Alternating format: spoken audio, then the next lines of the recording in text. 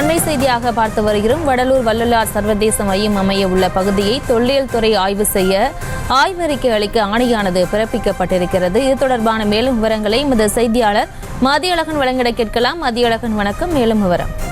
வள்ளலார் சர்வதேச மையம் அமைக்க தடை கோரியும் சென்னை உயர்நீதிமன்றத்தில் மனுக்கள் தாக்கல் செய்யப்பட்டன. இந்த வழக்குகள் தலைமை நீதிபதி எஸ் வி கங்கா புரோலா, நீதிபதி ஜே சத்யநாராயணா, தலைமை நீதிபதி எஸ் வி கங்கா புரோலா மற்றும் நீதிபதி ஜே சத்யநாராயணா பிரசாத் அமர்வில் இன்று மீண்டும் விசாரணைக்கு வந்தது. அப்பொழுது ஏற்கனவே பிறப்பித்த உத்தரவு அடிப்படையில் சர்வதேச மையத்தில் ஏற்படுத்தப்பட உள்ள 16 வசதிகளை விலக்கி தமிழக அரசு தரப்பில் அறிக்கையும் தாக்கல் செய்யப்பட்டது. மேலும் சர்வதேச மையம் அமைய உள்ள பகுதியை தொல்லியல் துறை அதிகாரி ஆய்வு செய்து அறிக்கையை அளித்துள்ளதாகவும் அதில் 17-18ஆம் நூற்றாண்டில் கட்டப்பட்ட சுற்றுச்சுவரின் எச்சங்கள் மட்டும் கண்டறியப்பட்டதாகவும் அந்த பகுதியில் எந்த கட்டுமானமும் நடைபெறவில்லை என்றும் தமிழக அரசு தரப்பில் தலைமை வழக்கறிஞர் பி எஸ் ராமன் தெரிவித்தார். மேலும் பணியின் போது ஏதேனும் வரலாற்று முக்கியத்துவம் வாய்ந்த அல்லது தொல்லியல் துறை முக்கியத்துவம் வாய்ந்த கட்டடங்கள் கண்டறியப்பட்டால் அவை பாதுகாக்கப்படும் எனவும் உறுதி தெரிவித்தார்.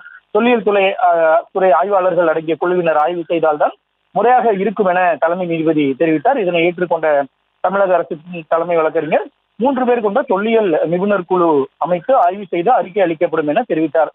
இதனை பதிவு செய்து கொண்ட நீதிபதிகள் தொல்லியல் நிபுணர் குழுவினர் ஆய்வு செய்து அறிக்கை தாக்கல் செய்யும்படி உத்தரவிட்டனர். மேலும் இந்த வழக்கை கோயில்கள் தொடர்பான வழக்குகளை விசாரிக்கும் நீதிபதிகள் ஆர் மகதேவன் மற்றும் பி டி ஆதிகேசவலு அடங்கிய சிறப்பு அமர்வுக்கு மாற்றியும் தலைமை நீதிபதி அமர்வு உத்தரவிட்டது.